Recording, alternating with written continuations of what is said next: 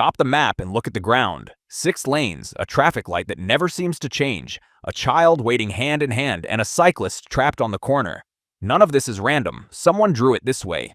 In the next few minutes, you'll recognize the invisible pattern that steals your time, money, and peace of mind every day. Intersections that force you to rush, oceans of parking that empty streets, cul-de-sacs that trap you, highways that bisect your life. We're not here to complain. We come learn to see the city as a system.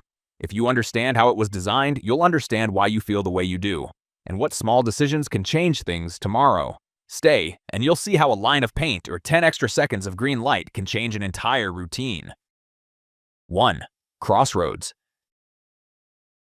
It doesn't begin on a highway or in a glossy rendering. It begins at an ordinary intersection on a Monday morning. We encounter a pedestrian attempting to cross 6 lanes. The pedestrian signal takes a minute and a half to activate. When it does, the crossing time is so short that the pedestrian barely makes it across half the road. Cars start moving, horns blare, and the pedestrian retreats. It's not bad luck, it's design. The intersection was conceived to optimize the flow of individual vehicles, not to organize human encounters. Every added turn, every extra lane, and every misaligned traffic light multiplies friction, mistakes, and fear. Cities that have successfully designed their intersections have done so with a simple idea: fewer simultaneous decisions, more legible signage, and more time for pedestrians. The protected crossing in Amsterdam or Copenhagen makes cyclists visible and pedestrians protagonists who don't need to rush.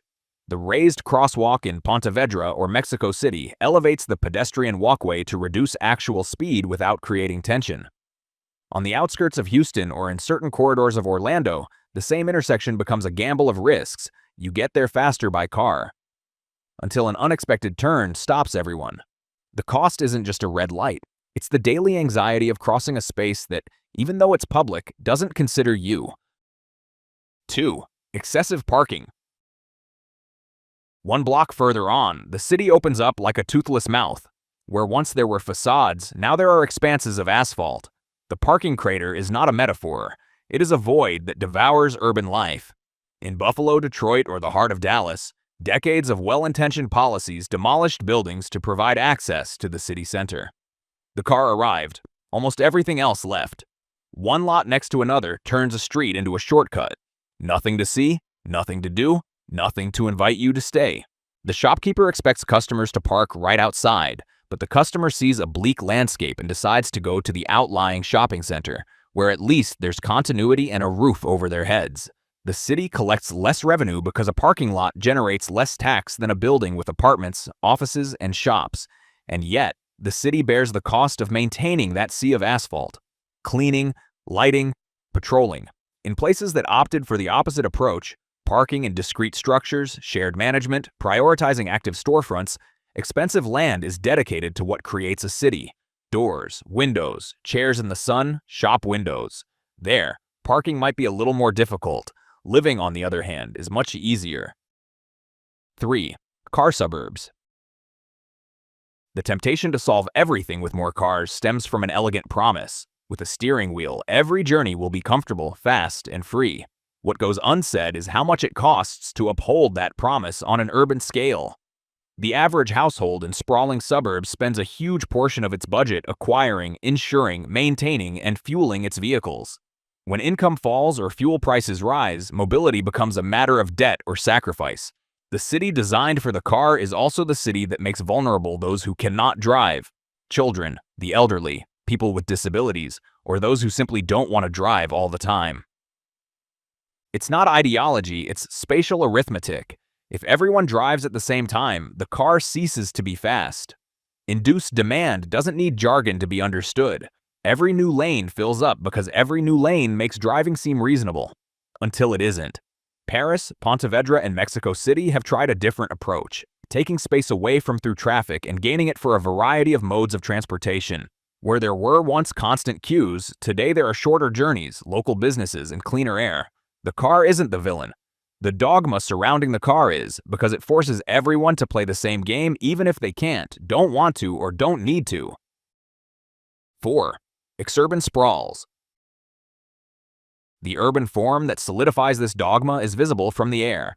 Patches of identical houses spreading in all directions, separated by ribbons of asphalt, with shopping malls like islands surrounded by parking lots. It is suburban sprawl without clear limits.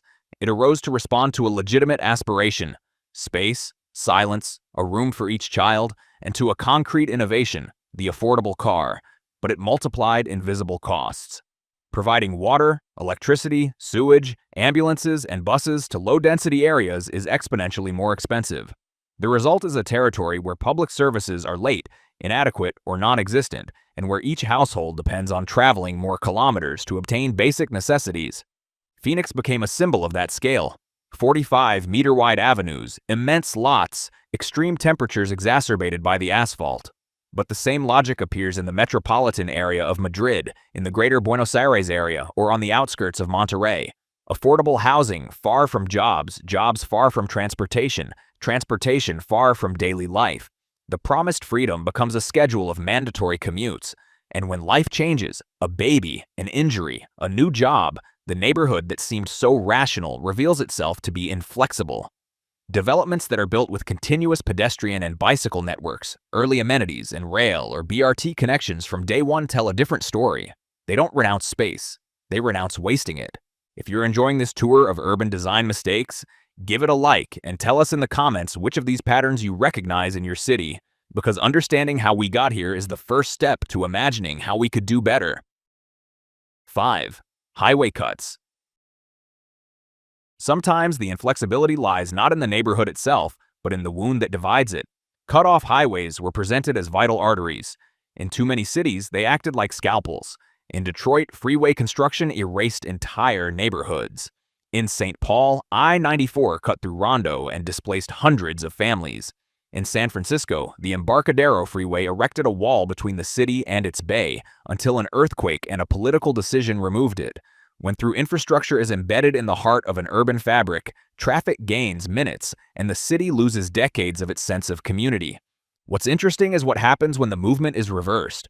The demolition of viaducts in San Francisco, the burying of the M30 Ring Road in Madrid, or the stitching together of the West Side in New York restored edges to the water. Continuity to pedestrian walkways and life to previously barren land. The car continued to exist. The city began to breathe again. The lesson is uncomfortable for classical engineering. Not every flow that can be accelerated should be accelerated everywhere, and efficiency in transit can be inefficiency in life. 6. Self-service. The commercial landscape has undergone another seemingly small but transformative change. The drive-through. A lane encircling a building, a window, a robotic arm. Coffee, hamburgers, a pharmacy, a bank, even government offices. The design is turned 90 degrees. The facade no longer faces the street but the line of cars. For pedestrians, that block becomes a hostile perimeter, with large driveways and sidewalks interrupted by angled entrances. The interior functions like a private circuit. The logic is that of flow, not that of the plaza. The result is a strange spectacle. There's consumption, but almost no encounter. The opposite is seen in streets that embrace the traditional frontage. Frequent doorways, awnings, shop windows, benches. There, pausing is part of the experience. Here, pausing is an inefficiency. In the city, which feeds on pauses, looking, greeting, deciding to stay, is left without sustenance. The immediate economy celebrates speed. The urban economy, slower and richer, is impoverished without anyone noticing at first glance. The solution is not to demonize the window, but to demand civility from it. A second door facing the sidewalk, clear pedestrian routes, fewer blind turns, and more active facades. 7. Dead-end streets. At the neighborhood level, an idea sold as synonymous with safety has produced a labyrinth. Dead-end streets. Cul-de-sacs reduce through traffic and offer silence, but at the cost of disrupting the network. A child can play in the street of their section. That same child, when they want to go to the library, will need a car to avoid high-speed arteries. Ambulances and fire trucks travel farther through narrower access points. Garbage trucks maneuver at impossible angles. The bus simply won't enter. A pedestrian sees their destination 150 meters away, but a hedge and a fence force them to take a kilometer detour. Daily life unravels into small impossibilities. Visiting a neighbor becomes an expedition. The neighborhood store ceases to be neighborhood-oriented because the neighborhood no longer connects. Where the network was stitched together with pedestrian walkways, microparks, and low-speed axes, tranquility was maintained without sacrificing active mobility. Freiburg and Vitoria Gasteiz demonstrated that a coherent grid with superblocks and protected school routes reduces accidents and lessens the anxiety of getting around. What makes a place safe is not enclosing it, it's filling it with people, with simple routes, with short distances that many people are willing to cover on foot. 8 Sky Freeways.